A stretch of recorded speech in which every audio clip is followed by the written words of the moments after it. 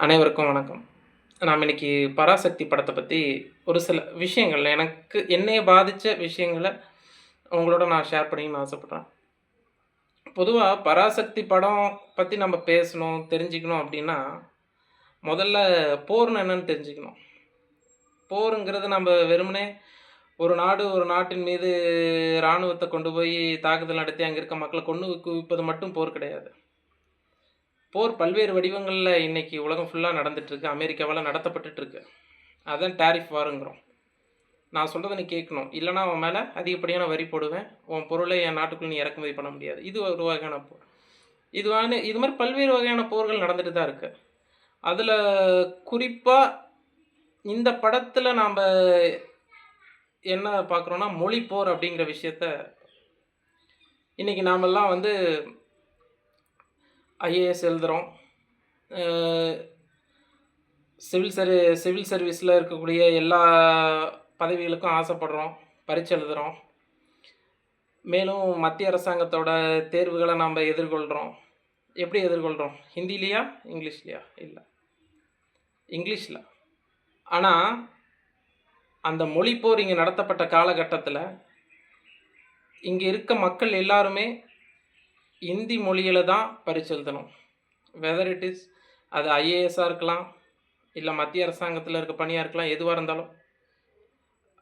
அதே மாரி சேவைத் துறைகளா இருக்கலாம். இப்ப அஞ்சல் துறை, தபால் துறை இருக்கு. அதுல ஒரு மணி ஆர்டர் அனுப்புனா கூட நீ ஹிந்தில தான் அனுப்பி ஆகணும். அப்படி தீவிரமாக இந்தி மொழி திணிக்கப்பட்டு கொண்டிருந்த காலம் அது. நம்ப தமிழ் மண்ல இந்தி மொழி வந்து திணிக்கப்படுது.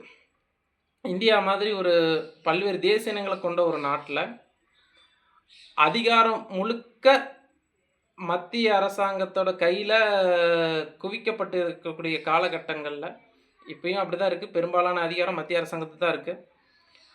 அந்த மத்திய அரசாங்கத்தோட நீ பேசுவதற்கோ, நெகோஷியேட் பண்றதுக்கோ, எல்லாத்துக்கும் நீ ஒற்றை மொழிய தான் பயன்படுத்தணும். இந்திய தான் நீ இணைப்பு மொழியா பயன்படுத்தணும்னு ஒரு தீவிரமான ஒரு மொழி திணிப்பு நடந்த காலத்துல, இந்த மொழிப்போர் வந்து இந்த மண்ல நடந்திருக்கு. அதுல பல்வேறு கிட்டத்தட்ட 200க்கும் மேற்பட்ட பேர் அந்த மொழிப்போர்ல உயிர் நீத்திருக்காங்க. பல பேர் ரத்தம் சிந்தியிருக்காங்க, போராடியிருக்காங்க, பல விஷயங்கள இழந்திருக்காங்க, தங்களது படிப்ப இழந்திருக்காங்க. இன்னைக்கு நாம ஒரு கம்ஃபர்டபுளான ஒரு லைஃப் வாழ்றோம். ஒரு 3, 4 வருஷத்துக்கு முன்னாடியும் சரி, ஒரு இந்தி திணிப்புக்கான முயற்சிகள் இங்க எடுக்கப்பட்ட காலங்கள்ல இப்பயும் அந்த முயற்சிகள் நடந்துட்டு தான் இருக்கு. மத்திய அரசாங்கம் வந்து பார்த்தீங்கன்னா, நீ வந்து ம் புதிய கல்விக் கொள்கைய ஏத்துக்கணும். நவோதயா பள்ளிக்கூடங்கள வந்து இங்க கொண்டு வரணும்.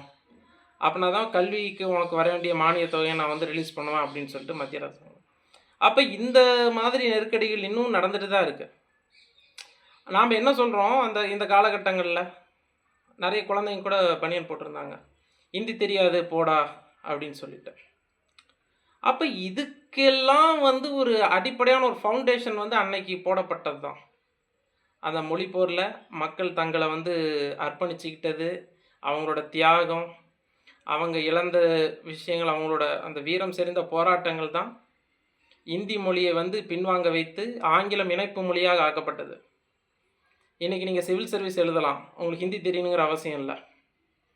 இன்னைக்கு நீங்க போஸ்ட் ஆஃபீஸ் போலாம். உங்களுக்கு ஹிந்தி தெரியணுங்கிற அவசியம் இல்ல. இங்கிலீஷ்லயே நீங்க யூஸ் பண்ணிக்கலாம். இந்தியா முழுக்க எங்கனாலும் போலாம். இங்கிலீஷ் மட்டும் தான் இன்னைக்கு இணைப்பு மொழியா இருக்கு. அதுக்கு ஒரே காரணம், அன்னைக்கு நடந்த அந்த இந்தி திணிப்புக்கு எதிரான ஒரு வீரம் செறிந்த போராட்டம் தான். அந்த வரலாற சில பேருக்கு தெரியலாம், சில பேருக்கு தெரியாம கூட இருக்கலாம்.